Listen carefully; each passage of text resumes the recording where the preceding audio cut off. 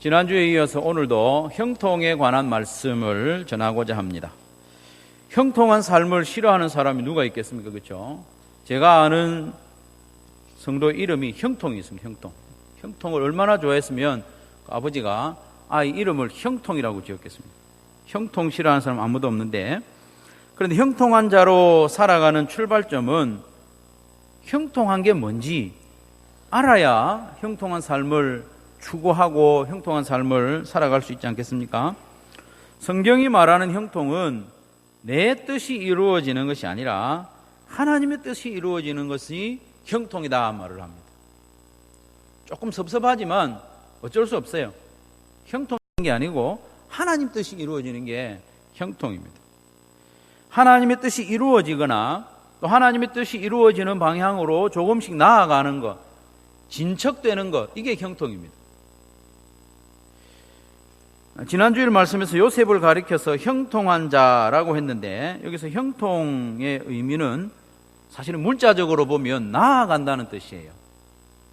형통이 무슨 뜻이라고요? 문자적으로 나아간다, 진척된다, 이루어진다, 이런 뜻이에요.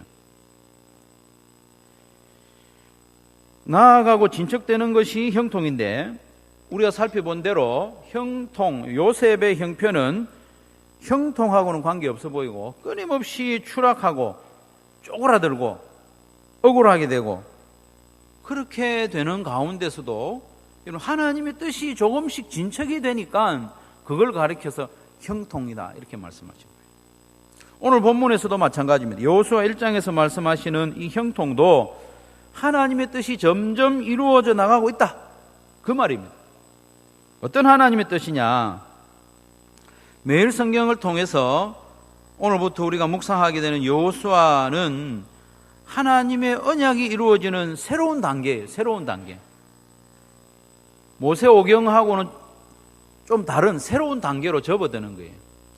모세오경에서, 특별히 출애굽기에서는요, 하나님이 아브라함에게 약속하셨던 그 많은 자손이 세게 해주겠다는 그 자손에 대한 약속이 이루어지는 내용이었거든요.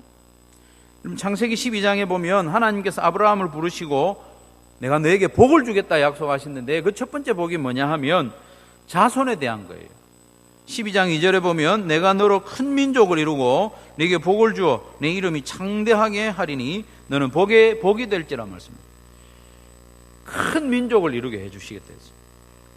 아들이 하나도 없는 아브라함에게 큰 민족을 이루겠다고 약속하셨는데, 출애굽기와 또 모세오경 말씀을 보면 하나님이 그 약속이 이루어지는 것을 보게 됩니다.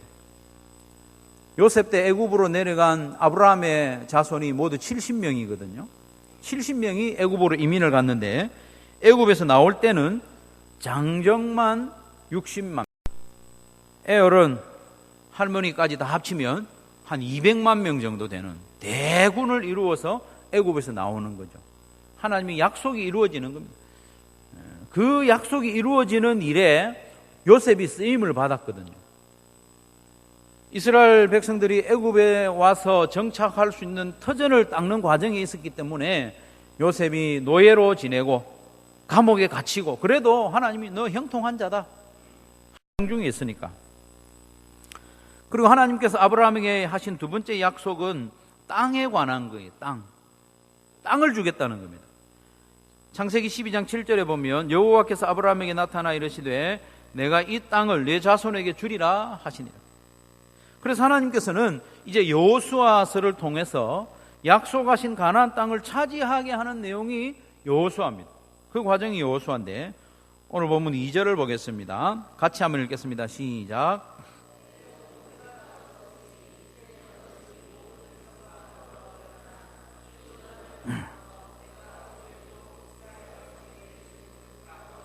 너는 그 땅으로 가라는 거예요. 땅에 관한 이야기가 시작됩니다. 이어지는 3절과 4절 말씀에도 보면 그 땅은 약속의 땅이라는 거예요. 4절 말씀에 보면 그 땅의 경계가 어떻게 되는지 그것까지 말씀해 주고 있습니다. 여호수아서는 약속의 땅을 하나님께서 이스라엘 백성들에게 주시는 과정, 그러니까 이 약속의 땅을 차지하는 과정이 형통이라는 거예요. 형통. 그리고 참고로 여호수아서에 이어서 나오는 역사서들이 있지 않습니까? 그 책들의 내용이 뭐냐면 약속의 땅에서 이 백성들이 어떻게 살아가느냐 그 이야기를 하는 것이 바로 역사서입니다. 이렇듯 하나님의 약속과 하나님의 뜻이 이루어지는 과정이 형통이라는 것입니다.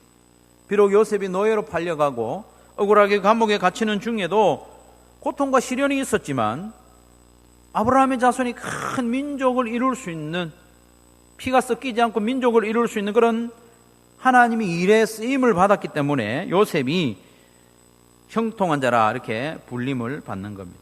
여호수아도 마찬가지입니다.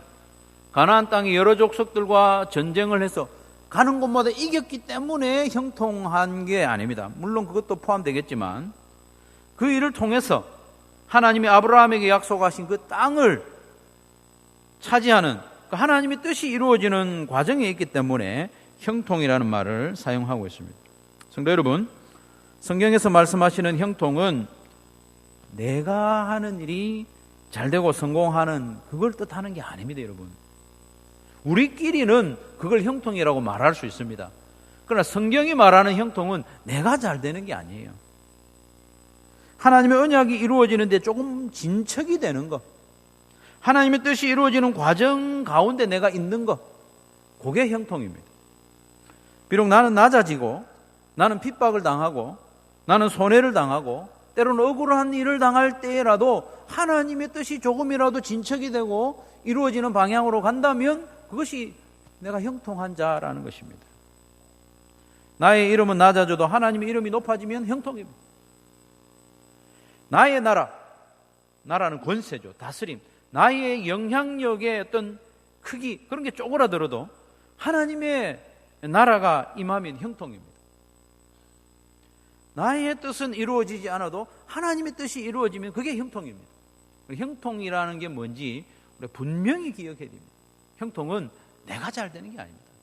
내 이름이 높아지고 내 나라가 넓어지고 내 뜻이 이루어지는 게 형통이 아니라 하나님의 이름이 거룩히 여김을 받으시고 하나님의 나라가 우리 삶 가운데 임하고 하나님의 뜻이 하늘에서 이루어진 것처럼 내 삶의 현장에서도 이루어지는 그것이 바로 형통입니다. 형통은 하나님의 뜻이 이루어지는 것입니다. 그러면 우리는 어떻게 형통한 자로 살아갈 수 있을까? 그걸 우리가 좀 살펴보려고 그래요. 첫 번째로 우리는 믿음으로 형통한 자의 삶을 살 수 있습니다. 무엇으로요? 믿음으로 살 수 있습니다. 믿음으로. 하나님의 약속에 대한 믿음, 그리고 하나님이 나와 함께 하신다는 그 믿음, 그 믿음이 있어야 형통한 자로 살아갈 수 있습니다. 5절 말씀 같이 한번 읽겠습니다. 5절입니다. 시작.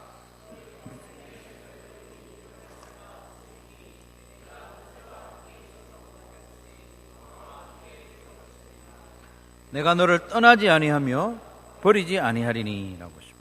여러분, 이 5절 말씀에요, 하나님이 여호수아와 함께 하겠다고 약속합니다.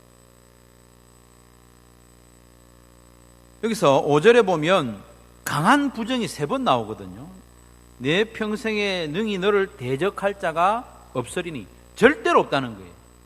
너를 대적할 자가, 부정이, 약한 부정이 있고 강한 부정이 있는데 여기서 절대로 없다, 그 말입니다. 그리고 하나님께서 내가 너를 떠나지 아니한다는 말도 절대로 안 떠난다. 그리고 버리지 아니하리도 마찬가지입니다. 절대로 안 버린다.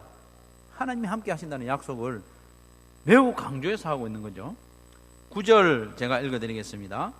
내가 너에게 명령한 것이 아니냐. 강하고 담대하라. 두려워하지 말며 놀라지 말라. 내가 어디로 가든지 네 하나님 여호와가 너와 함께 하느니라 하시니라. 하나님이 여호수아에게 자꾸 강하게 해라는 거예요. 강하고 담대해라. 두려워하지 말라. 왜 이런 말씀하실까요? 하나님이 여호수아에게 너 두려워하지 마. 왜 자꾸 이런 말씀하실까요?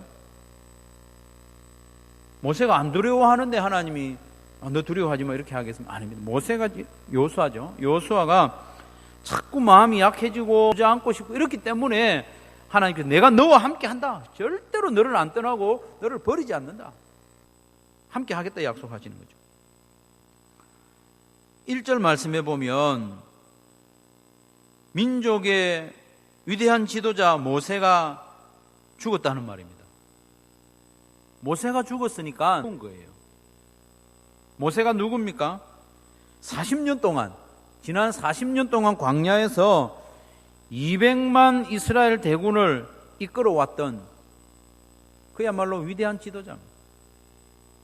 그 지도자가 죽었으니 온 이스라엘 백성들은 물론이고 특별히 여호수아에게 큰 충격이었습니다.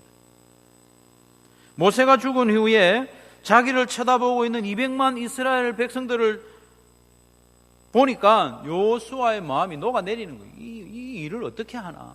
어떻게 하나? 이 백성들이 말 잘 듣는 백성이 아니거든요. 순종하는 백성이 아니에요. 어마무시한 백성들입니다. 홍해를 마른 땅처럼 건너고도 딱 사흘 지나니까 하나님을 향해서 원망하는 백성이에요. 매일 하나님께서 주시는, 하늘에서 내려주는 만나를 거두어 먹고 그 힘으로 하나님을 원망하는 백성들이 이 백성들이에요. 그러니 이 백성들을 이끌고 가나안 땅을 정복하러 가야 하는 여호수아로서는 한숨이 나오는 거예요. 이 방법이 없는 거예요. 그럴 때 하나님께서 말씀하십니다. 여호수아야, 마음을 강하고 담대히 해라. 두려워하지 마라. 내가 너와 함께 하리라. 내가 너를 떠나지도 아니하고 너를 버리지도 아니할 할 테니까 걱정하지 마라. 여호수아 힘내라. 이렇게 말씀하십니다. 예수님께서도 이 말씀을 하셨어요. 승천하시기 직전에 내가 세상 끝날까지 너희와 항상 함께 있으리라 말씀하십니다. 하나님이 함께 하시는 것, 그걸 믿는 것이 형통한 삶의 시작입니다. 사랑하는 성도 여러분, 우리가 하나님께서 맡겨주신 사명 앞에 있을 때, 하나님께서 세워주신 그 자리에 버티고 서 있을 때 이 믿음을 굳게 하시기를 주님의 이름으로 축원합니다. 이 믿음이 있어야 됩니다. 내가 개인적으로 추구하는 일에 대해서가 아닙니다. 예수님께서 내가 세상 끝날까지 항상 너희와 함께 하시리라 말씀하신 것은 예수님의 지상 명령을 붙잡고 나가는 그 제자들에게 주신 말씀이에요. 자기 욕심 채우려고 막 가는 그 사람들에게 주신 말씀이 아니라는 것입니다. 하나님께서 맡겨주신 사명, 하나님께서 세워주신 그 자리에 굳게 서 있는 그 사람과 하나님은 항상 함께 하시는 줄로 믿으시기를 바랍니다. 하나님의 일과 하나님의 뜻이 이루어지는 것은 우리의 능력이나 경험, 지혜에 있지 않습니다. 모세와 같이 위대한 지도자가 아니어도 된다는 말씀입니다. 엘리야와 같이 위대한 선지자가 아니어도 된다는 말씀입니다. 하나님이 함께 하심을 믿고 하나님이 세워주신 그 자리에 충성스럽게 지키고 있으면 하나님이 함께 하시고 하나님의 뜻이 이루어지고 형통한 삶을 살게 된다는 것입니다. 이 믿음으로 형통한 삶을 살아가는 것입니다. 두 번째로 우리는 순종으로 형통한 자의 삶을 살 수 있습니다. 여호수아와 이스라엘 백성들이 가나안 땅을 차지하는 비결은 너무나도 단순했습니다. 바로 순종입니다. 순종으로 차지했어요. 순종. 가라 하면 가고 돌아라 하면 돌고 소리 지르라 하면 소리 지르고 순종으로 가나안 땅을 차지하고 형통의 길을 간 거죠. 7절 말씀 같이 읽겠습니다. 7절 시작. 오직 강하고 극히 담대하여 나의 종 모세가 내게 명령한 그 율법을 다 지켜 행하고 우로나 좌로나 치우치지 말라. 그리하면 어디로 가든지 형통하다. 형통한 비결이 뭡니까? 하나님의 말씀을 지켜 행하는 겁니다. 좌로나 우로나 치우치지 않고 말씀에 순종하여 나가는 겁니다. 모세를 통하여 주신 그 말씀에 순종하면 어디로 가든지 형통하리라고 했습니다. 형통한 삶의 구체적인 비결이 바로 하나님의 말씀에 순종하라는 것이라는 것을 분명히 가르쳐주고 있습니다. 여러분, 형통한 삶을 살고 싶습니까? 그럼 말씀에 순종하면 됩니다.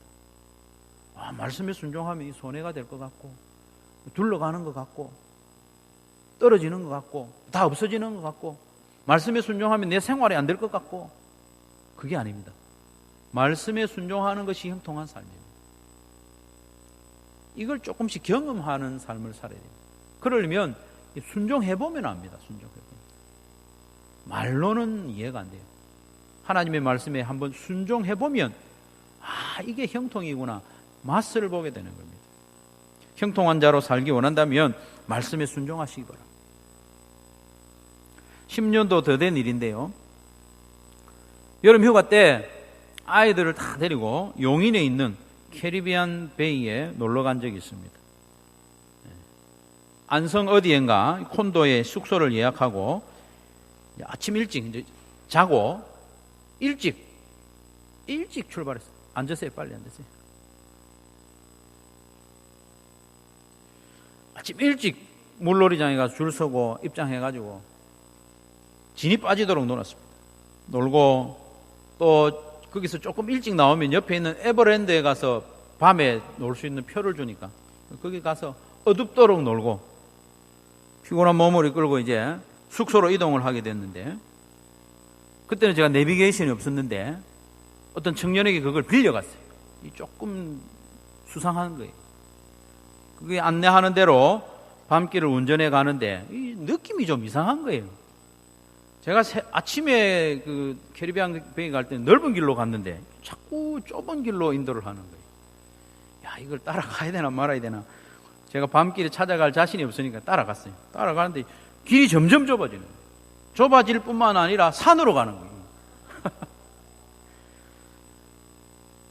그런데 불안한데 가족들이 이제 수근수근하고 이렇게 하는데 제가 가장이니까 당황한 모습을 보여줄 수는 없고 태연한 척 하면서 이렇게 운전하느라고 혼이 났습니다. 산으로 한쪽 정말 산을 넘어갔어요.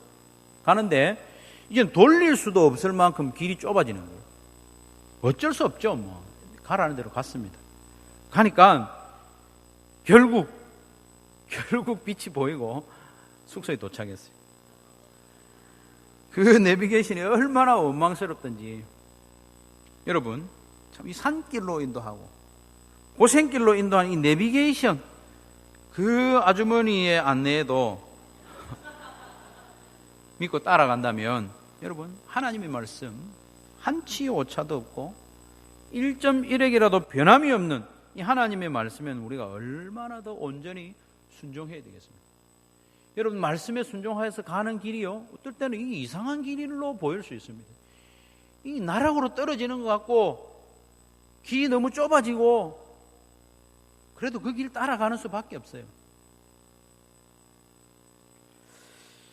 시편 119편 105절 말씀해 보면 주의 말씀은 내 발의 등이요 내 길의 빛이니이다 라고 했습니다. 칼럼에도 썼지만 내 발의 등이요 할 때 등은 램프를 말합니다. 램프, 호롱불과 같은 거 있잖아요.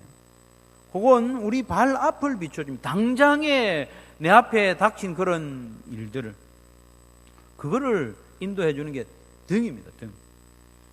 그리고 내 길의 빛이라고 하는, 빛은 쫙 비춰주는 그런 자동차의 전조등과 같은 그런 거예요. 쫙 멀리까지 앞으로 어디로 가야 할지도 비춰주는 것이 빛입니다.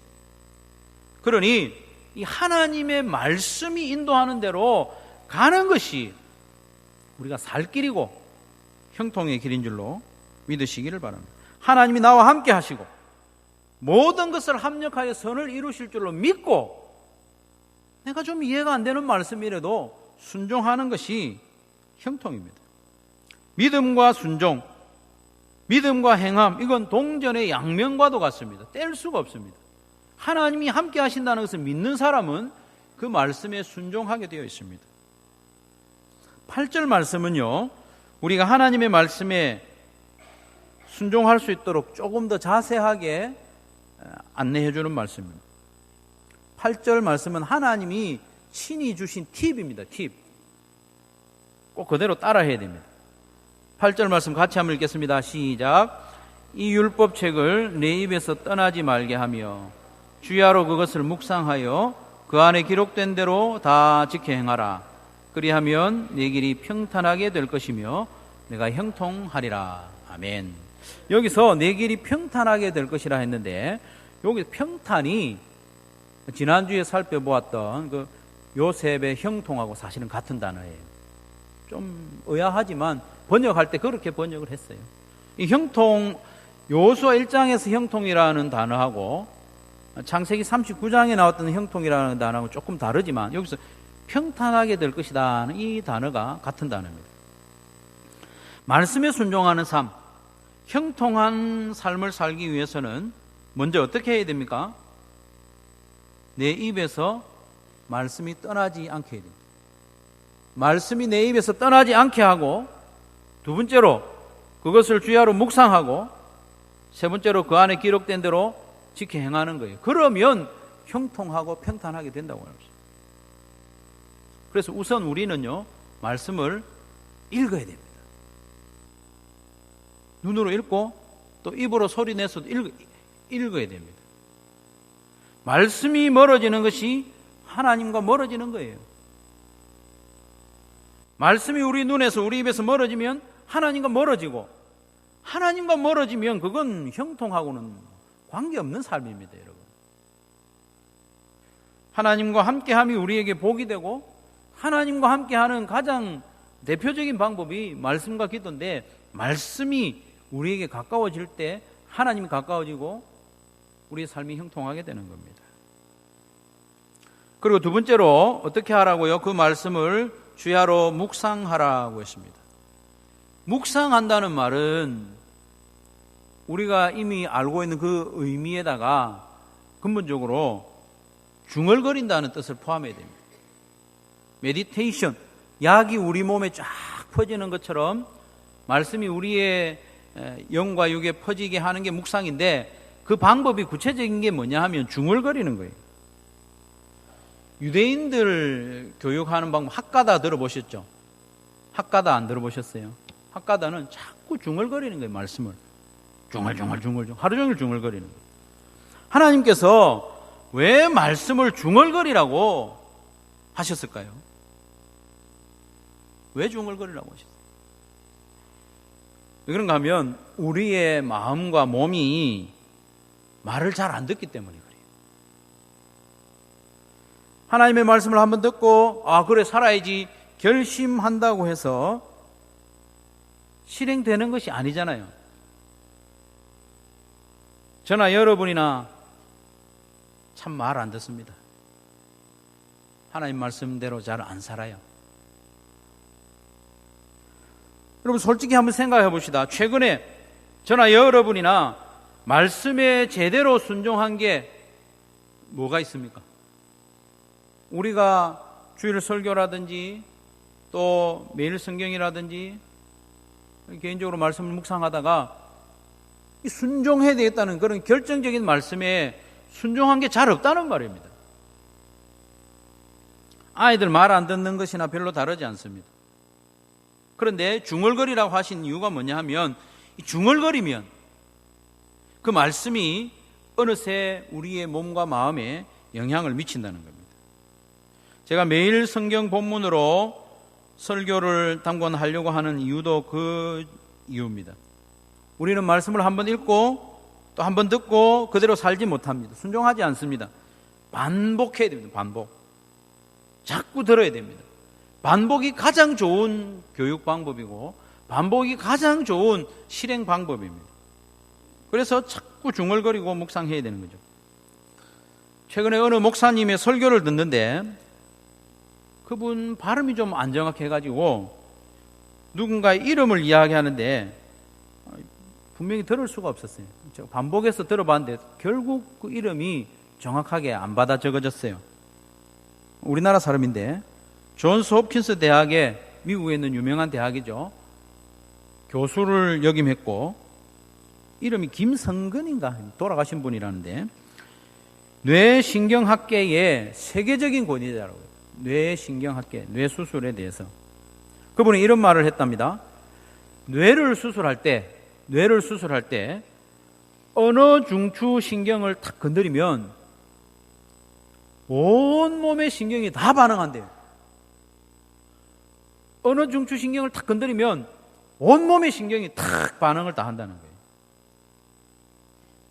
그러면서 그분이 어떤 목사님에게 설교한 그 목사님이 하는 말이, 목사님, 성도들을 변화시키려면 말을 변화시켜야 됩니다. 말을 꼭 알고 목회하십시오. 그렇게 조언을 하더라는 거죠. 야고보서 3장에도 보면 혀는 작은 지체지만은 온 몸을 움직이는 거예요.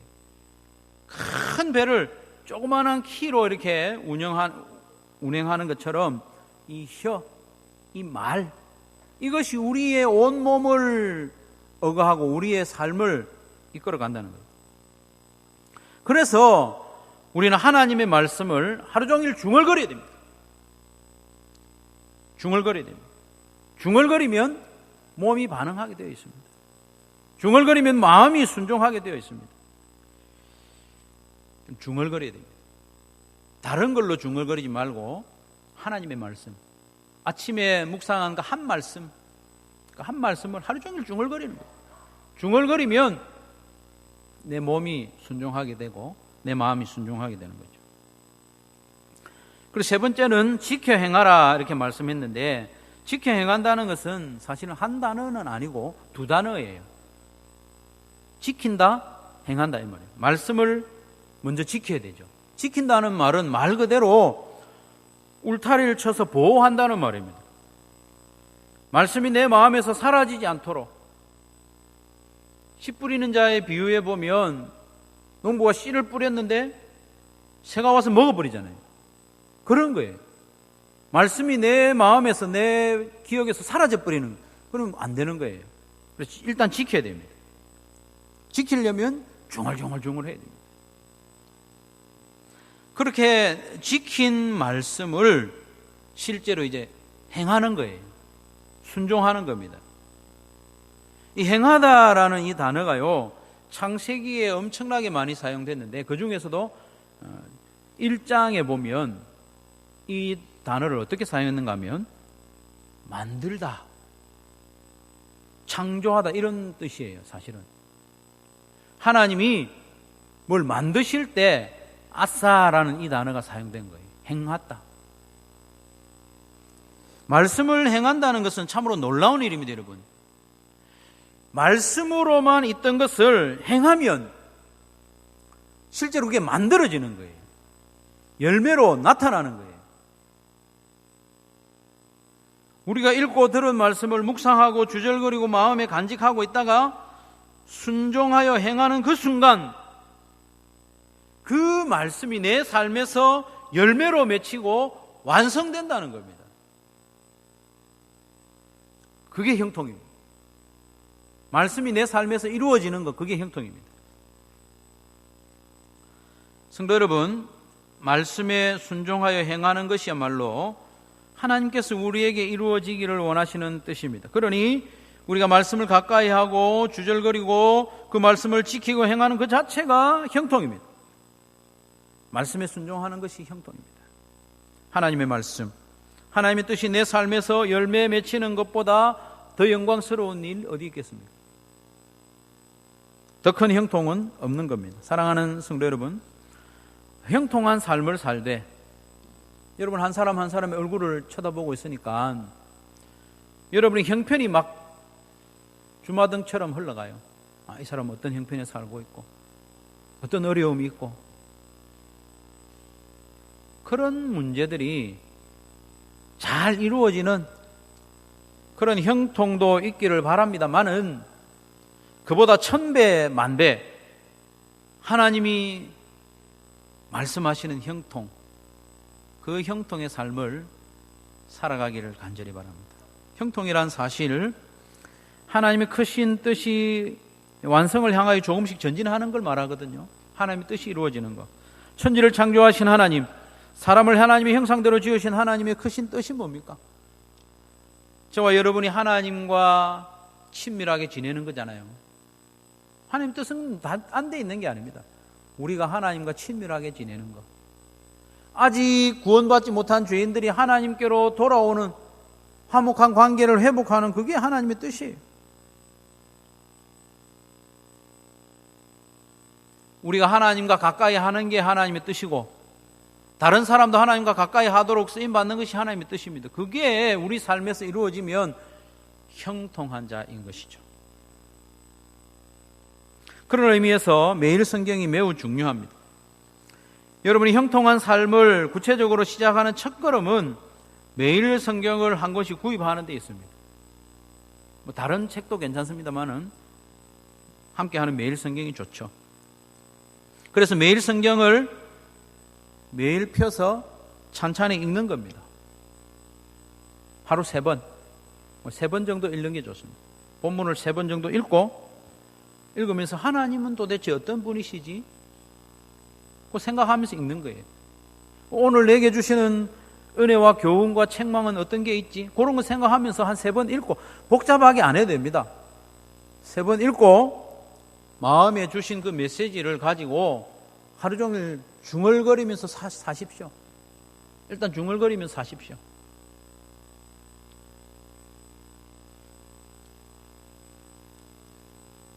그러고는 강하고 담대한 마음으로 그 말씀에 순종하여 행하시길 바랍니다. 그러면 그 말씀이 여러분의 삶에서 열매로 드러날 것이고, 그것이 바로 형통한 삶입니다. 그것이 바로 형통한 삶입니다. 여러분.